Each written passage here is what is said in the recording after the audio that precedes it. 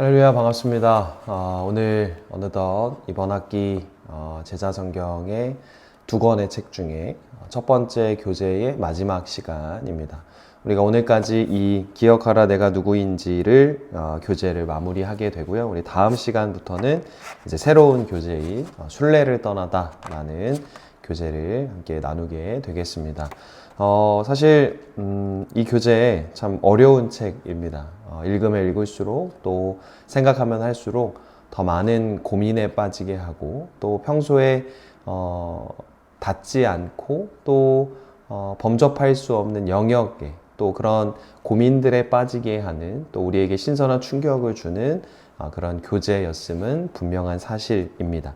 하지만 또 하나 분명한 것은 이 어떤 고통을 통해서 이 교재의 내용을 함께 알아가는 과정을 통해서 우리에게 정말 신앙적인 충격과 그리고 간지러운 부분에 대한 해결을 또 우리가 얻고 있다라는 사실입니다.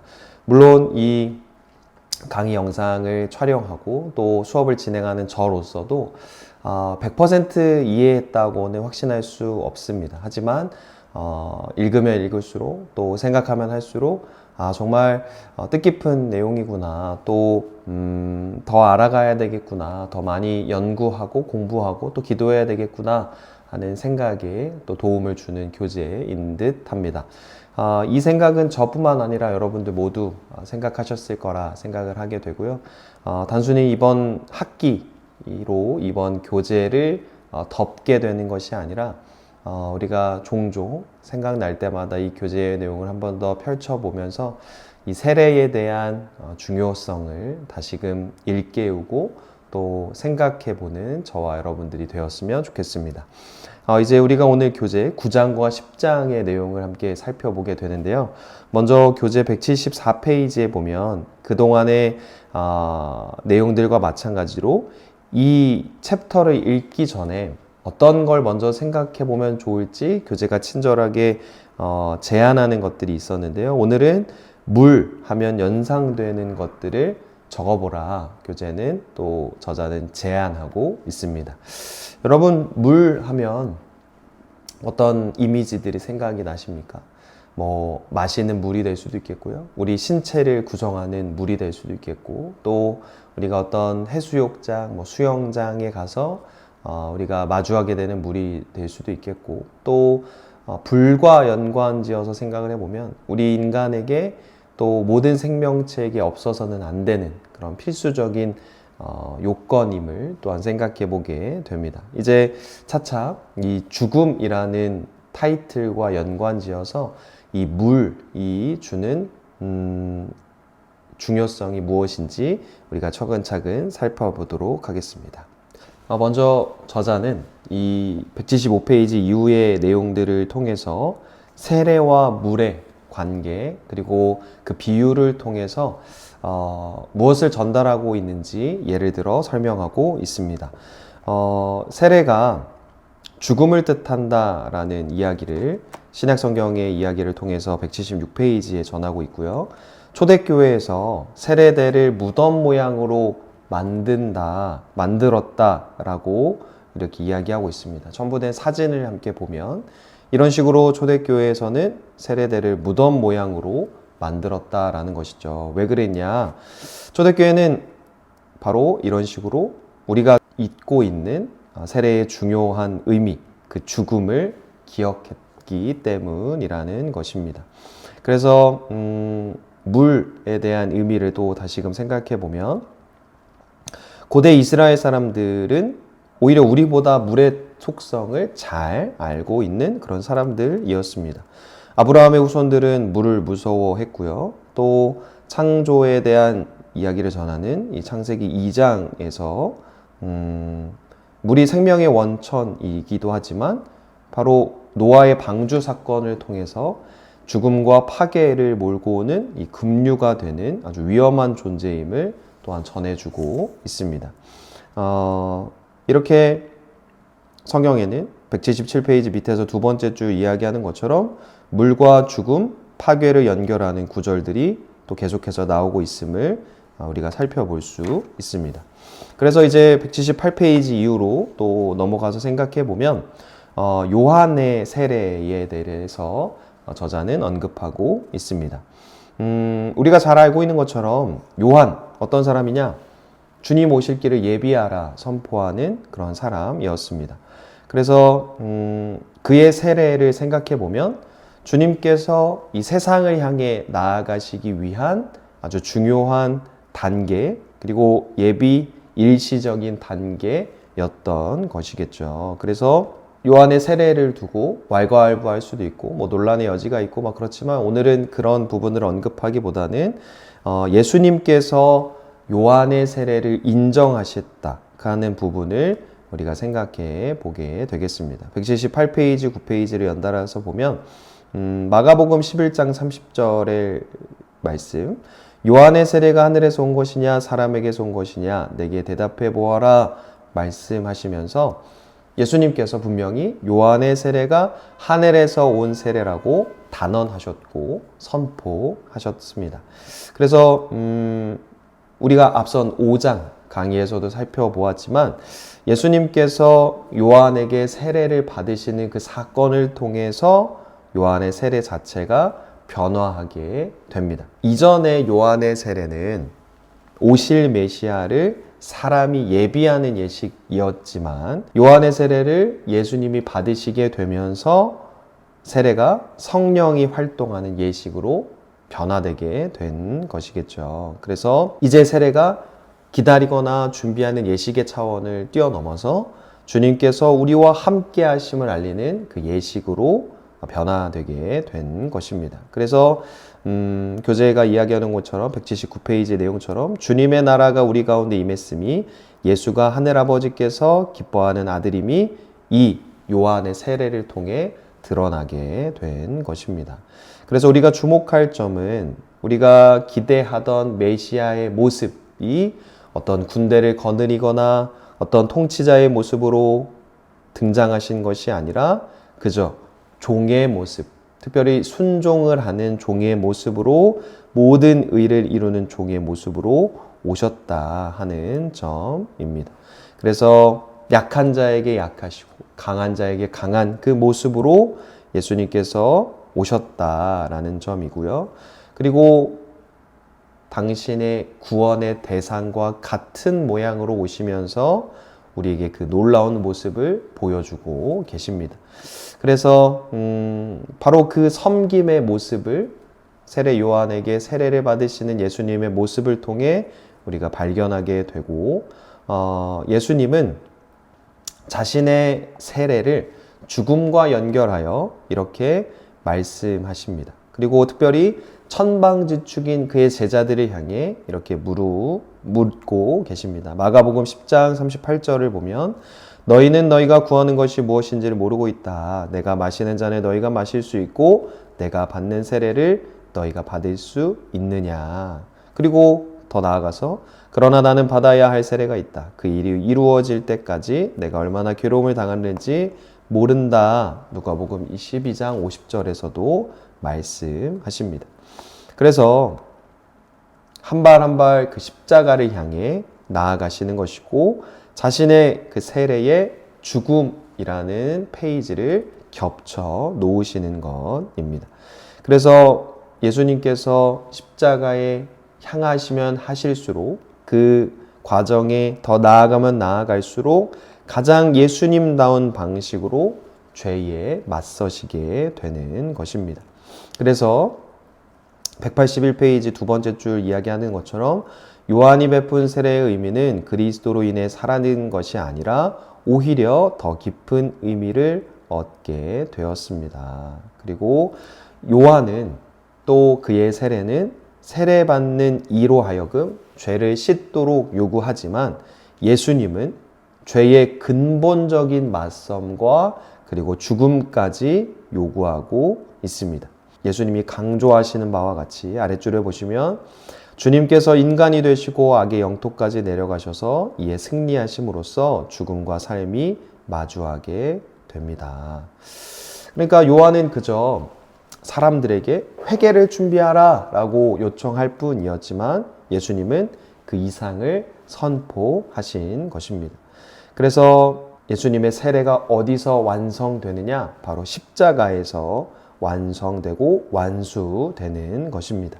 그리고 뒤로 넘어가셔서 예수님은 비로소 182페이지에 나오는 요한복음 19장 30절의 말씀처럼 다 이루었다라고 말씀하시는데 이것이 바로 교재가 이야기하는 것처럼 예수님께서 세례를 받으시고 요단강에서 세례를 받으실 때의 그 전조가 십자가 그리고 그가 묻힌 무덤에서 마침내 그리고 비로소 완성되었습니다. 그래서 그 곳이야말로 이 십자가와 예수님의 무덤이야말로 예수님의 구원 활동이 시작된 곳, 그의 세례가 완성된 장소라 할 수 있습니다. 많은 사람들이 미련한 것이라, 실패한 것이라, 망한 것이라 이야기했지만 비로소 예수님의 구원 활동 그리고 예수님의 세례가 완성된 곳이 바로 십자가요 그의 무덤이었던 것입니다. 그래서 앞서 말씀드린 것처럼 다 이루었다라고 예수님의 구원이 완수되었음을 살펴봅니다. 그리고 세례의 모든 과정이 이제 완성된 그때에 예수님은 제자들을 향해 이 마태복음 28장 19절로 20절의 말씀처럼 나가서 제자를 삼으라 말씀하십니다. 제자를 삼는 그 과정은 바로 제자를 삼는 것인데 세례와 가르침을 받아 제자를 삼게 되는 것을 가르쳐 주고 계십니다.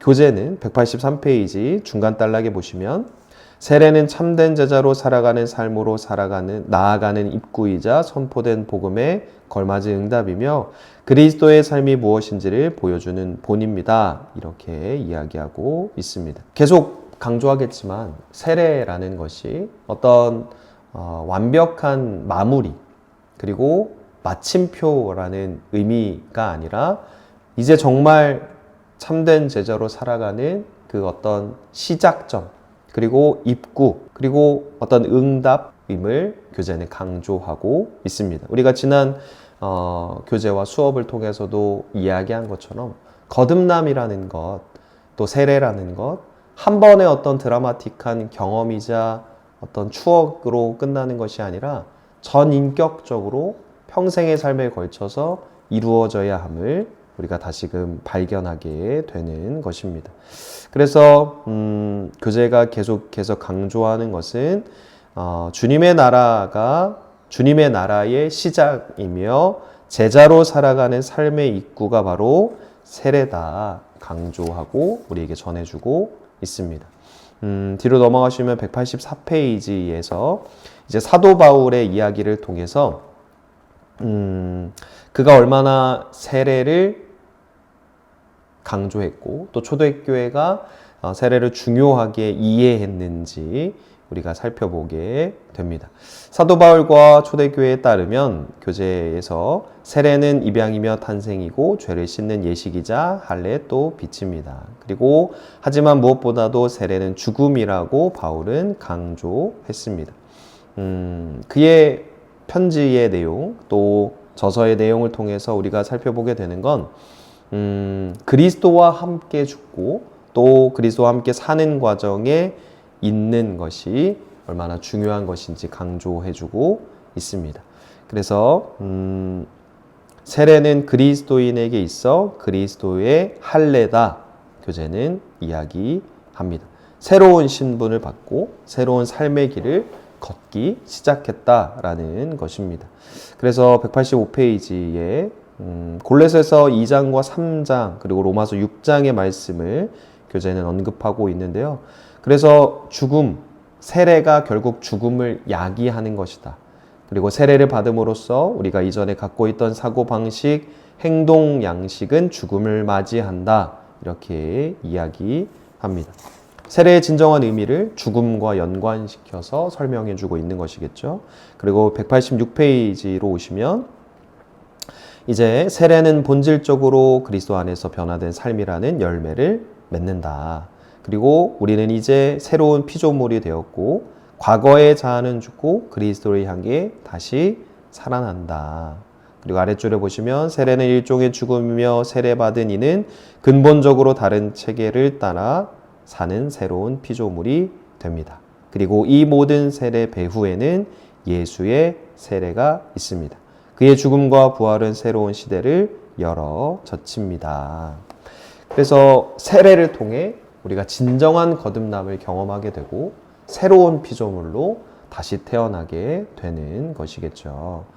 그리고 187페이지에 보시면 이제 교부들이 이런 세례 체험에 대해 어떻게 설명하고 있는지 이 키릴로스와 암브로시우스의 글을 통해 설명해 주고 있습니다. 또 188페이지로 넘어가시면 예수님의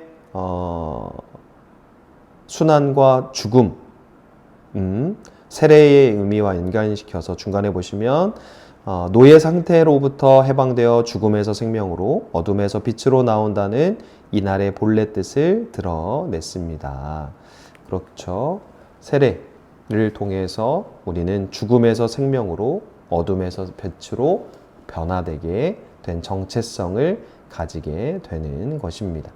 그래서 또 넘어가셔서 회개와 회심이 주는 의미를 우리에게 전해주고 있고요. 여기 이 단락이 저에게 많은 생각을 하게 합니다. 189페이지 중간에 우리는 그렇게 죽음을 자청합니다. 그리고 아래 보시면 우리는 사는 동안 매일같이 죽기 위해 일어서야 합니다. 여기 이 고백이 참 많은 생각을 하게 하는데요. 제 힘으로는 저를 구원할 수 없습니다. 당신께서 해주셔야 합니다. 저는 선한 사람이 될 수 없습니다. 저를 그런 사람으로 만들어주세요. 저는 제 생명을 보존할 수 없습니다. 제 생명을 취하셔서 당신의 사랑으로 감싸주세요. 그렇죠. 죽음을 자청한다는 말, 갈라디아서 2장 20절의 말씀이 떠오르는 대목입니다.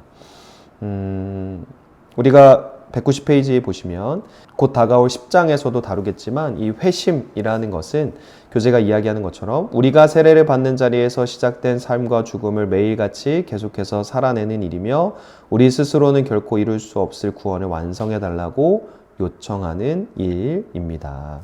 그리고 아래 단락에서 교재의 내용을 살펴보면 또 세례가 한순간 일어나는 사건이 결코 아니라 과정이다. 그리고 회심은 세례가 완성되어 가는 과정의 일부고 우리 죄로 가득하고 불순종하며 교만한 자아가 주님께서 원래 뜻하신 모습으로 바뀌는 일이다. 그리고 회심은 죽음을 통해 삶에 이르는 사건이다. 이렇게 설명해 주고 있습니다. 그래서 이처럼 한순간 그렇게 근본적인 변화가 완성될 수는 없고 근본적인 변화에는 평생에 걸쳐 죽고 부활하는 과정이 있어야 한다. 이렇게 이야기합니다. 그리고 이제 191페이지에 이르러 세례는 우리의 문제는 소소한 도덕적 과오를 수정하면 해결될 수 있는 그런 문제가 아니라고 이야기하는데요. 이 저자의 동료, 누군가 이야기하는 것처럼 회심에는 엄청난 대가가 필요한 법입니다. 우리가 많은 포기와 희생, 그리고 고난과 핍박, 어떤 박해가 우리에게 이르는 것은 그만큼 우리가 그리스도인으로 살아가기 위해 헤쳐나가야 할 어떤 과정이나 일들이 많이 있기 때문입니다.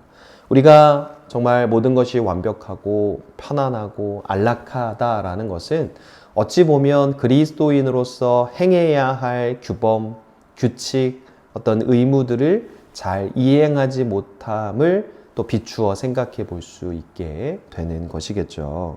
그래서 그리스도인으로 살아감에 있어서는 얻기 위해서 잃는 것도 수반됨을 우리가 또한 생각해 보게 되는 것입니다.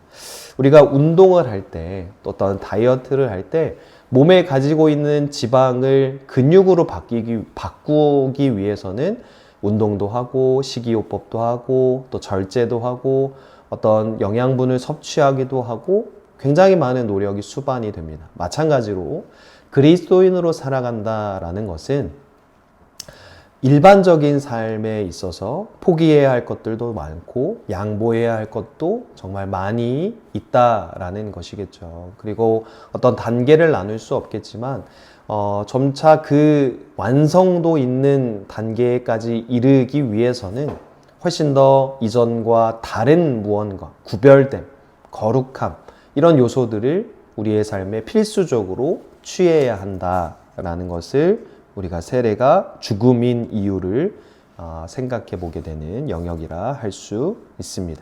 그래서 교재 192페이지 여기 첫 번째 단락에 보시면 새로운 현실이 펼쳐지기 위해서는 죽음이 와야 합니다. 그리고 그 죽음이 쓸고 간 자리를 새로운 존재가 차지해야 합니다. 삶을 위하여 죽음이 있고 이 죽음은 살아남은 우리의 일상이 됩니다. 오늘 이 9강을 관통하는 한 문장이라 할 수 있겠습니다. 그리고 192페이지 성 베드로 성당 입구 저도 꼭 가보고 싶은 곳이기도 한데요. 여기에 보면 입구에 뭐가 새겨져 있냐면 사람들을 환대하는 곳에 바로 죽음이 새겨져 있습니다. 그 의미가 뭐냐면 우리가 먼저 죽음을 생각해 봐야 하기 때문이라는 것이겠죠. 그리고 교재는 세례를 받는다는 것, 교회로 들어선다는 것은 죽음을 자원하는 일이며 우리는 이를 기억해야 합니다. 그래서 여기 그 한 문장을 같이 읽고 싶은데요. 후안 카를로스 오스티스라는 복음주의자는 이렇게 세례를 베풀면서 세례 공식문을 사용했습니다. 제가 읽어드리겠습니다. 나는 성부와 성자와 성령의 이름으로 당신을 죽입니다. 그리고 나는 당신이 주님을 섬기고 주님을 기쁘시게 하도록 그분의 나라에서 다시 태어나게 합니다.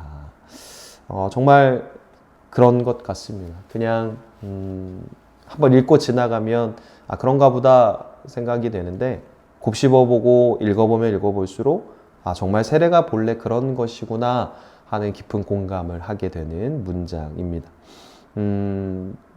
아이러니하게도 다음 단락은 현재 이루어지고 있는 대부분의 세례를 그 현실을 꼬집고 있는데요. 세례는 우리를 생명으로 이끄는 죽음이라는 말, 이 바울의 골로새서 3장 3절의 말 정말 일맥상통하다 할 수 있겠습니다. 여러분이 이미 죽었고 여러분의 생명은 그리스도와 함께 감추어져 있습니다. 그렇겠죠. 그래서 교재는 세례를 받는다는 것이 사형 선고를 받는 일이다 라고까지 이야기합니다. 그래서 이어지는 문장에 우리는 매일 생의 마지막을 죽음을 연습합니다. 그리고 우리는 모든 것에 대해 죽어야 합니다. 이렇게 강조하고 있습니다. 그래서 결국 세례 그리고 죽음이라는 영역은 우리가 어디에 과연 소망을 두고 살아가는가 하는 점을 생각하게 합니다. 죽음을 연습한다는 말, 정말 그리스도인 된 우리에게 많은 생각을 하게 하는 문장이고요. 194페이지 첫 번째 단락에 보시면 세례는 부활을 연습하는 것이기도 합니다. 그래서 세례라는 이 죽음이 정말 우리가 하나님 앞에 부르심을 받는 그 죽음까지 그 중간에 주님께서 우리를 다시 살리시고 또 죽음을 두려워하는 그 마음을 극복하게 하신다. 이것을 강조하고 있습니다. 따라서 세례라는 죽음에서부터 그 사형 선고로부터 자유로워지고 거듭나게 되고 어떤 담대함을 갖게 된 우리는 실제로 죽음을 언제 어느 순간 어떻게 맞이하게 되더라도 나뿐만 아니라 다른 누군가의 죽음을 경험하게 되더라도 의연하게 대처할 수 있고 또 다른 소망을 품을 수 있는 그런 확실한 효과가 있음을 우리에게 가르쳐주고 있습니다. 여기까지가 이제 9강의 내용이고요. 이제 마지막으로 10장의 내용을 살펴보면 이 마지막 챕터의 제목과 오늘 교재의 챕터가 동일합니다. 먼저 198페이지에는 한 가지 질문을 이야기하고 있는데요. 우리의 이름을 좀 적어보고 우리는 보통 한문으로 그 한자로 그 이름에 의미를 담곤 하는데요. 여러분의 이름 세 글자 혹은 두 글자, 네 글자에는 어떤 의미가 담겨져 있으신지 한번 또 생각해 보시고 가능하다면 그 반에서 또 나눠 보시면 좋을 것 같습니다. 저 같은 경우는 있을제, 밝을 용으로 알고 있는데요.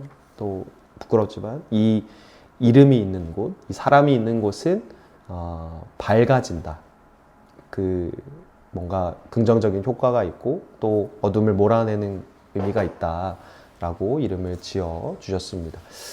교재가 곧 이야기하지만 어떤 이름을 가지고 있든지 그 사람은 그 이름을 향해서 그 이름처럼 살아가기 위해서 그 정체성을 찾아가기 위해서 살아가는 것이 그 삶의 목표고 어떤 과정이다 이렇게 이야기해주고 있습니다. 그래서 이름을 짓는다는 건 정말 고민이 되고 또 정말 간절한 소망과 기도의 제목을 담아서 짓게 되는 것인 것 같습니다. 그래서 교재를 넘어가시면 이제 어떤 미디어나 학교, 기업의 광고, 또 과학적인 측면에서는 우리가 누구인지 정말 현실적으로 이렇게 꼬집어 이야기하고 있습니다.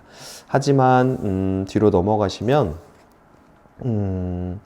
계속해서 우리에게 질문하게 되는 것은 누구도 정확하고 확실한 뭔가 완성도 있는 해답을 줄 수는 없다라는 것이겠죠. 일시적인 뭔가 대답은 될 수 있겠지만 우리가 나 스스로 나는 누구인가 라는 질문에 대한 해답을 찾아가는 것은 정말 끊임없이 이루어져야 하는 질문의 연속임이 분명합니다. 그래서 202페이지 보시면 요람에서 무덤까지 한 단계에서 다음 단계로 나아가며 우리는 묻습니다. 나는 누구인가? 그래서 이 절박한 물음에 대해서 교회는 보통 당신은 세례를 받은 사람이라 이렇게 이야기하게 되는데요. 조금 더 그 중요성과 또 디테일한 부분을 생각해 보게 됩니다. 203페이지 밑에서 6번째 줄 보시면 그리스도인들은 세례대로 나와 은총의 물을 바라보고 받음으로써 자신이 누구인지를 발견합니다. 저 물에 비친 우리야말로 진정한 우리 자신입니다.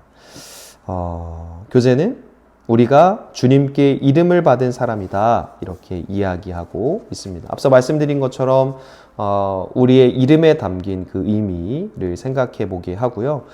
교재가 이야기하는 것은 이름이 내가 결정하고 내가 선택하는 측면보다는 주어지는 어떤 선물과도 같은 영역이다 이렇게 이야기하고 교재 204페이지 밑에서 6번째 줄에 우리는 삶을 살아가며 그 이름의 의미를 더해갑니다. 아이는 그 이름을 향해 자라간다 이렇게 이야기하고 있습니다. 정말 그런 것 같습니다. 어떤 이름이 주어지든지 간에 그 이름처럼 살아가기를 노력하는 것이겠죠. 그래서 저도 저희 아이들이 태어났을 때 또 그 출생을 앞두고 있을 때 어떤 이름을 지어주면 좋을까 고민할 때 어떤 성경적인 이름 그리고 성경의 인물의 이름을 지어줄까 고민을 했었는데 포기하게 된 이유가 있습니다. 그것은 바로 그 무게감이 너무나 클 것 같아서 포기하게 되었습니다. 예를 들어서 뭐 다윗, 뭐 어떤 사랑, 뭐 이런 이름을 짓지 못하게 된 이유는 올무가 될 것 같다라는 생각에 포기하게 된 것이겠죠. 태어나자마자 이름이 만약에 다윗이라 한다면, 뭐 사랑이라 한다면 그렇게 살지 못했을 수도 있을 텐데 그렇게 되면 갖게 되는 어떤 스트레스, 갖게 될 어떤 부담감이 이 아이들을 너무나도 결박할 것 같아서 그래서 다른 의미를 담은 이름을 지어주게 되었습니다.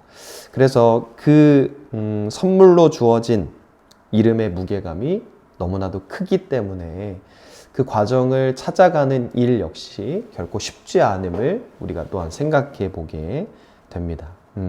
그래서 우리가 어떤 이름을 가지고 있든지 간에 그 이름 안에 담긴 가장 중요한 핵심은 뭐냐? 우리가 그리스도인이라는 이름을 누구나 가지고 있다라는 점입니다. 205페이지에 쭉 생각을 해보시면 위에서 네 번째 줄, 세례를 받을 때 우리는 그리스도인이라는 이름을 받습니다. 우리가 획득하거나 공을 세워 얻은 것이 아닌 과분한 선물이지요. 이렇게 이야기하고 있습니다. 우리가 누구인지를 이 이름 그리고 세례를 통해서 우리는 알아가고 또 깨달아가는 것이겠죠. 바로 그 그리스도인이라는 정체성을 우리는 세례를 통해 생각하고 깨닫게 되는 것이겠죠. 뭐 사회라든지 어떤 교회의 어떤 단면이라든지 206페이지 이야기하는 것처럼 굉장히 냉정하고도 그리고 교재가 이야기하는 표현을 빌리자면 멍청하고 무신경하고 무감각하고 불성실한 말을 요즘 젊은이들에게 이렇게 이야기하곤 합니다. 이게 이 저자의 말뿐은 결코 아닐 것입니다. 사회라든지 교회가 분명 받아들이는 젊은이들로 하여금은 이렇게 이야기하고 있는 것이 분명하기 때문입니다. 그래서 중요한 건 우리가 살아가게 될 때 나는 누구인가 라는 질문에 명확한 해답을 찾아가는 그 과정을 어떻게 찾아갈 것인가 하는 점이라 할 수 있습니다. 교재를 넘어가시면 우리는 모두 존엄한 존재, 창조되었고 존재 자체로 소중하고 고귀한 이들입니다. 이것을 가르쳐 주는 것이 너무나 중요하겠죠. 그리고 그리스도교는 당신은 정말 당신은 정말 중요한 사람이라 이야기하고 있습니다. 그래서 우리 모두는 209페이지의 첫 번째 단락에 보시면 우리는 모두 주님께서 소중히 여기시는 상속자들을 향해 기쁜 소식을 전하고 또 실천해야 합니다.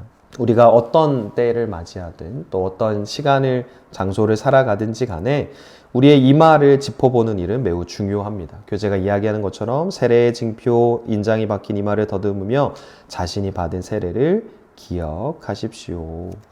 그래서 교재는 종종 현대적인 세례식의 그런 간소화, 축소화가 안타까운 현실이고 또 조금 부정적으로 살펴보는 의견들이 많이 있었는데요. 오늘 교재에서는 그래도 현대 교회의 예배 중에 드려지는 세례식의 장점을 하나 언급하고 있습니다. 그것은 바로 회중과 함께 진행이 되는 그 세례식을 통해서 지켜보는 이로 하여금 그 세례의 의미를 떠올릴 수 있다는 것이 큰 장점이라 설명하고 있는 것이겠죠. 그래서 단순히 구경꾼이 아니라 내가 저 세례를 받아야 되겠다라든지 아직 받지 않은 사람으로 하여금은 아니면 가족 중에 세례를 받아야 할 이로 하여금 우리 남편이, 우리 아내가, 우리 자녀들이 우리 또 다른 형제 자매들이 저렇게 세례를 받았으면 좋겠다는 소망을 품을 수 있는 기능도 있고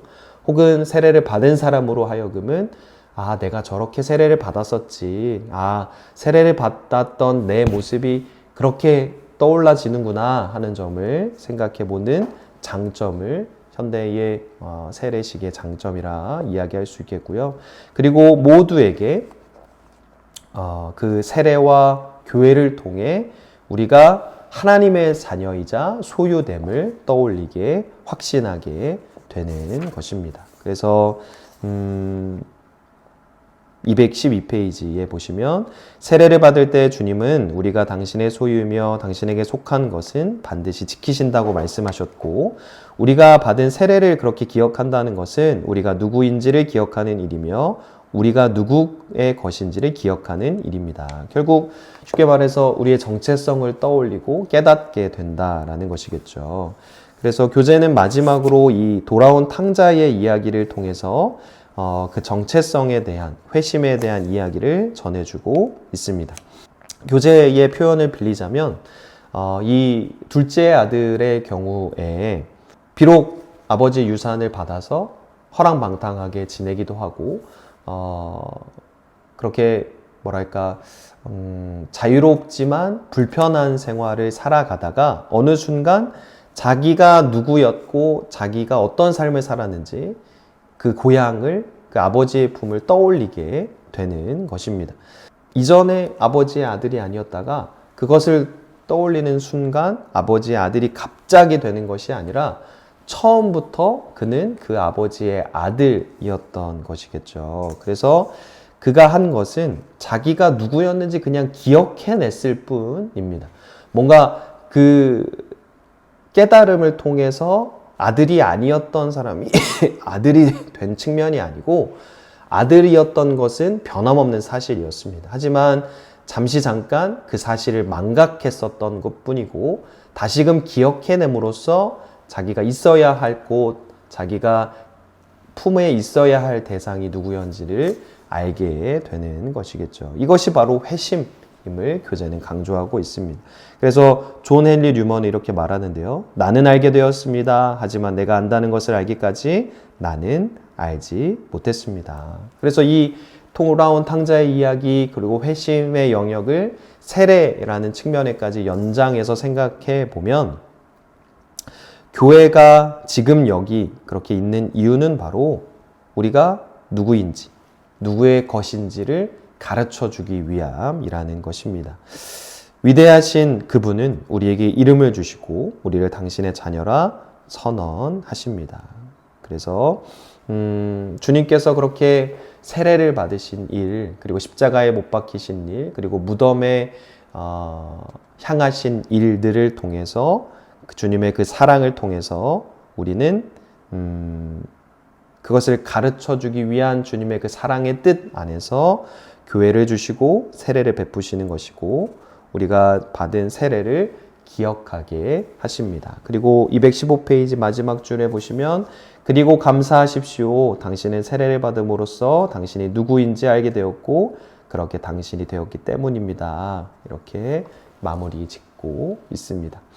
그렇습니다. 우리가 누구인지 기억하는 일, 바로 세례를 떠올릴 때 그리고 그 죽음 앞에 설 때에 가능한 일이라 할 수 있겠습니다.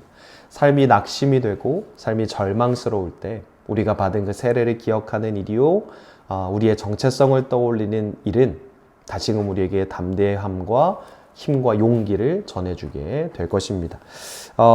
이렇게 말씀을 드리면서도 저도 아직도 어려운 부분, 아직도 완벽하게 이해되지 않는 부분이 있지만 조금 더 책을 더 읽어보면 볼수록 그리고 관련된 성경을 찾아보고 기도하면 할수록 그 완전함에 이를 수 있을 것이라 라는 확신함을 또한 가지게 됩니다.